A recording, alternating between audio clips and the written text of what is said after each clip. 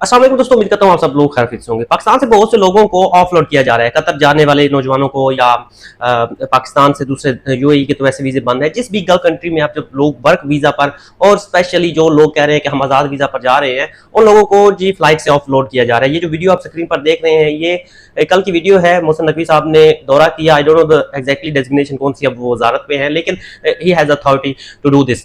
और साथ इमिग्रेशन का स्टाफ जो है वो उनके साथ सवाल जवाब कर रहा है, नौजवानों से पूछ रहा है कि ये जो वीज़ा आपने लिया है ये तो ड्राइवर कैटेगरी का है, आप इस ड्राइविंग कैटेगरी पे कतर में काम करने के लिए जा रहे हैं, क्या आपने पाकिस्तान में कभी ड्राइविंग लाइसेंस लिया है या कभी ड्राइविंग की है? तो नौजवान का जवाब आता है नहीं, मेरा तो वीज़ा ही आज़ाद है। आज़ाद वीज़े पे पहले मैंने बहुत सी वीडियोस बनाई हैं कि इसके नुकसान क्या होते हैं, इसके फायदे क्या होते हैं और आज़ाद वीज़ा होता क्या है। लेकिन इस वीडियो में मैं आप लोगों को बताता हूँ आज़ाद वीज़े पर आने वालों के खिलाफ ये जो क्रैकडाउन है उसकी वजह क्या है, और उस बात हो सकता है इसी वीडियो में या नेक्स्ट वीडियो में आप लोगों को बताऊं कि इससे आप कैसे बच सकते हैं। अब इसकी खास वजह यह है कि फॉर एग्जांपल कतर गवर्नमेंट में मैंने एक कंपनी रजिस्टर की, for example Abbas contracting company मैंने रजिस्टर कर ली। कतर गवर्नमेंट की तरफ से मुझे वीजे इशू किए गए 10 से 12, फॉर एग्जांपल 10 से 12 वीजे मुझे कतर गवर्नमेंट ने अपनी कंपनी में रिक्रूटमेंट करने के लिए दिए ताकि मैं अपनी कंपनी को चला सकूं। लेकिन मेरा शैतानी दिमाग ऐसा चला कि मैंने उन वीज़ों का गलत फ़ायदा उठाना शुरू कर दिया। मैंने वो वीज़े जो है, मैं अब ये स्टोरी सुना रहा हूँ, आप समझने की कोशिश कीजिएगा। मैंने वो वीज़े जो है कोशिश की कि कोई ड्राइवर कैटेगरी का है उसको प्राइस बढ़ाकर ज़्यादा पैसों में आगे पाकिस्तान में या किसी भी दूसरे मुल्क से लोगों को बुलवाऊँ और उनको बोलो कि मेरी कंपनी में तो काम नहीं है, आप अगली कंपनी में जाके इधर आए, काम ढूंढे, आपको मैं इजाज़त दे दूंगा, एनओसी दे दूंगा। उस एनओसी देने के मराहिल को, उस जो भी आप कहें सिचुएशन को आज़ाद वीज़ा कहते हैं। सिंपली आप समझ आ गई। अब मैंने जो कंपनी रजिस्टर की थी मैंने उस पर आज़ाद वीज़े बेचे। फिर मेरा फ़ायदा ये हुआ कि मैं हर साल उस वीज़े पर आने वाले लड़के से जो है अमाउंट लेता हूँ उसको रीन्यू कराने के लिए, फॉर एग्जाम्पल आई समझ, तो मेरा वो सर्किट चलना शुरू हो गया। अब ये बिहाइंड द सीन स्टोरी है आज़ाद वीज़े वाली कंपनी पे, और बहुत से लोग ऐसा कर रहे हैं, कंपनी यहाँ रजिस्टर करते हैं, वीज़े वहाँ से मिल जाते हैं, बेचते हैं, लोगों को यहाँ बुलाते हैं, उनको कहते हैं आप काम ढूंढे, हम आपको एनओसी दे देंगे, और साल के बाद जब वीज़ा एक्सपायर या आईडी एक्सपायर होने लगेगी तो आप इतने हमें पैसे देंगे, हम आपकी आईडी लगा देंगे।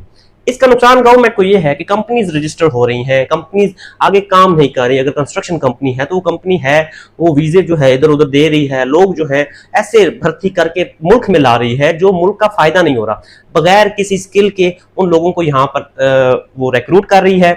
और कुछ तो कंपनीज ऐसा करती हैं कि उनको वीजा तो मिल जाता है लेकिन यहाँ पर जब वो पहुंच जाते हैं कतर एयरपोर्ट पे तो उनका कोई वली वारिस ही नहीं बनता। तो ये असल वजह है पाकिस्तान से लोगों को ऑफलोड करने की, और उनको मतलब कि आज़ाद वीज़ा के मद में जो वीज़े बेचे गए हैं उनके पीछे जो स्टोरी है, जो स्कैम है, ये चल रहा है। तो बहुत से ऐसे वाक़यात हो चुके हैं कि कतर एयरपोर्ट पे लोग यहाँ पर आए हैं, उनका आगे जो भी स्पॉन्सर है वो उनको पिक करने भी नहीं आया, फ़ोन भी नहीं उठाया।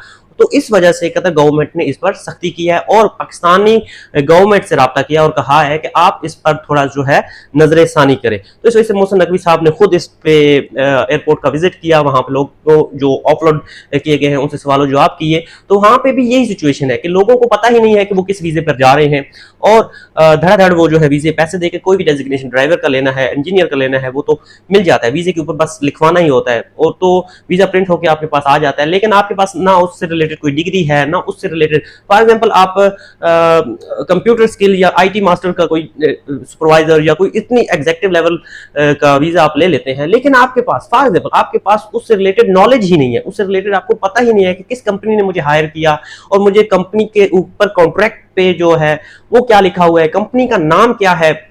तो ये चीजें भी जब आपको पता ही नहीं होता, आपको सिर्फ पता होता है कि आज़ाद वीज़ा। तो आज़ाद वीज़ा जैसी कोई नाम नहीं होती। जब आप वीज़ा खरीदते हैं, बेशक फॉर एग्जांपल एक रियल पर्सन वीज़ा खरीदता है और वो कहता है कि मैं वीज़ा लेता हूँ और जाके मैं अपने रोजगार के लिए दूसरी कंपनीज में अप्लाई करूंगा। फॉर एग्जांपल एक आईटी मास्टर है तो उसे पता है, उसके पास स्किल्स है, आईटी की डिप्लोमाज है, सर्टिफिकेट्स हैं, उसको अपने ऊपर कॉन्फिडेंस है कि वो जाके काम ढूंढ सकता है। तो उसके लिए तो ये चीज चले उसके फ्यूचर के लिए बेस्ट होगी। लेकिन एक बंदा जो बिल्कुल ही अनस्किल है, उसके पास इवन की ड्राइविंग लाइसेंस पाकिस्तान का नहीं है, तो वो यहाँ आके ड्राइविंग किस कंपनी में करेगा, या कंपनी में अगर वो ड्राइविंग लाइसेंस करना चाहता है तो पाकिस्तान से क्या वो इतनी अमाउंट ला रहा है कि यहाँ पर आके ड्राइविंग लाइसेंस वो लेगा। तो ये है तमाम तर चीजें जो हमें वीजा लेने से पहले सोचनी चाहिए, स्किल हासिल करनी चाहिए, प्रॉपर पढ़ना चाहिए और प्रॉपर लीगल तरीके से वीजा हासिल करना चाहिए। ये बिहाइंड द सीन था। अब नेक्स्ट इसका क्या जो तरीकाकार है या आप कैसे इस चीज से बच सकते हैं वो भी मैं आप लोगों के साथ शेयर करूंगा। मिलते हैं नेक्स्ट वीडियो में। शुक्रिया, खुदा हाफिज।